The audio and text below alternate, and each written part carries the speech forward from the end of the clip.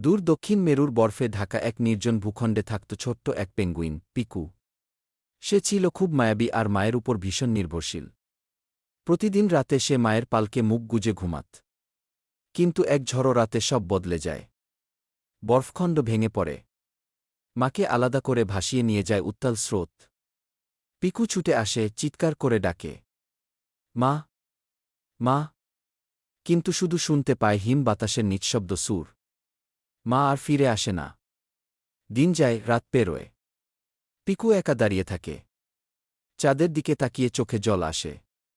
সে কাঁদে, নীরবে। তখনই দূর থেকে ভেসে আসে এক পরিচিত কণ্ঠ। পিকু। সে চমকে তাকায়। বরফের মাঝে দাঁড়িয়ে আছে তার মা।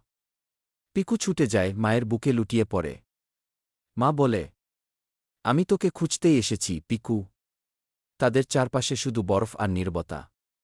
তবু মনে হয় পুরো পৃথিবী থেমে বলছে, ভালোবাসা হারায় না। বরফ গলে যায়, ঝড় কেটে যায়।